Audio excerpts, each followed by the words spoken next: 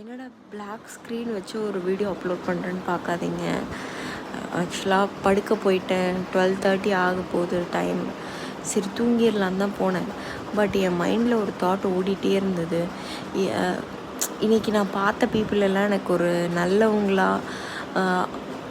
இப்படியும் இருக்காங்கல்ல அப்படின்லாம் ஒரு சர்ப்ரைசிங்காக இருந்தது. அதை உங்கள்கிட்ட ஷேர் பண்ணணும் அப்படின்னு நினச்சேன். அதனால் ரெக்கார்ட் பண்ணுறேன்.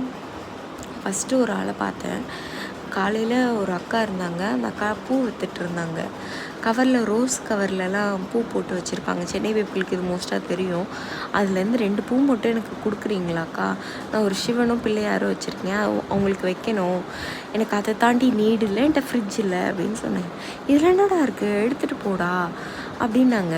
ஆனால் அதை நான் கேட்குறதுக்கு முன்னாடி குறைஞ்சது ஒரு 10 தடவையாவது யோசிச்சுருப்பேன். ஒரு வாரமாக யோசிச்சுட்ருக்கேன். போகிறப்பெல்லாம் கேட்டால் என்ன பண்ணுவாங்க, என்ன நினப்பாங்க, என்னது இது இப்படிலாம் கேட்குது, அந்த மாதிரிலாம் நினச்சிருவாங்களும் ரொம்ப பயந்தேன். பட் கேட்டோன்னா அந்த அக்கா ஒரு நிமிஷம் கூட யோசிக்காமல் எடுத்துகிட்டு போடா அப்படின்னு சொன்னாங்க. 2வது ஆள் யாருன்னா, டீ கடையில் ஒரு அண்ணாவை பார்த்தேன். ஜஸ்ட்டு பழக்கடை எங்கே இருக்குதுன்னு கேட்குறதுல எங்களோட பேச்சு தொடங்குச்சு. அந்த கடையில் வேலை பார்க்குற ஒரு அண்ணா பேசிகிட்டே இருக்கப்போ, நீங்கள் என்ன பண்ணுறீங்க, நான் என்ன பண்ணுறேன் அப்படின்னு கேட்குறப்ப, அந்த அண்ணா ஒரு டிஎன்பிசி ஆஸ்பிரண்ட். அவங்களோட நீடை பர் டேவோட நீடை இது பண்ணிக்கிறதுக்காக, ஏன்னா வீட்டில் ஒரு ஏஜுக்கு அப்புறம் காசு வாங்குறது ரொம்ப கஷ்டங்க. டு பி ஃப்ரேங்க், அது அந்த சிச்சுவேஷனில் இருக்கிறவங்களுக்கு மட்டும்தான் தெரியும். ஒரு டிகிரியை முடிச்சுட்டு அதுக்கு ஏர்ன் பண்ணாமல் வீட்டில் இருக்கிறத விட ஒரு பெரிய கொடுமை. நம்மளை எதுவுமே சொல்ல மாட்டாங்க.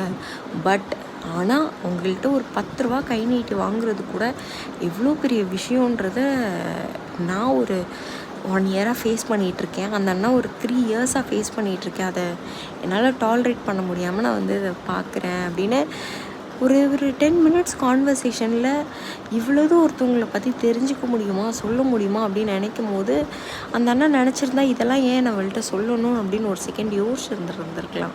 பட் ஆனால் அந்த அண்ணா அதை செய்யலை. எனக்கு அதை பார்க்கும்போது ரொம்ப ஒரு மாதிரி எக்ஸைட்மெண்ட்டாக இருந்தது. இப்படியும் இருக்காங்க தானே பீப்புள். நம்ம தான் ஒரு சில பேரை பார்த்துட்டு இவங்க இப்படி அவங்க இப்படின்னு ரொம்ப ஜட்ஜ்மெண்டலாக போயிடுறோமோ அப்படின்ட்டு. அங்கேருந்து வந்தேன். ஒரு பால் பாக்கெட் வாங்குறதுக்காக கடையில் நின்னேன். 3rd person. அவங்க அந்த ஒரு நிறைய பெட்டோடு அந்த அண்ணா வந்திருந்தாங்க. நான் கொடுக்கலாமா நான் ஃபுட் அப்படின்னு கேட்டேன். அந்த அண்ணா சிரித்த முகத்தோடு நீங்களே கொடுங்க அப்படின்னாங்க. நான் யோசித்தேன், இது சொன்னால் என்ன நினப்பாங்க அப்படின்னு. பட் நல்ல பேர் நிறையவங்க இருக்காங்கங்க. டாட்டா பாய்.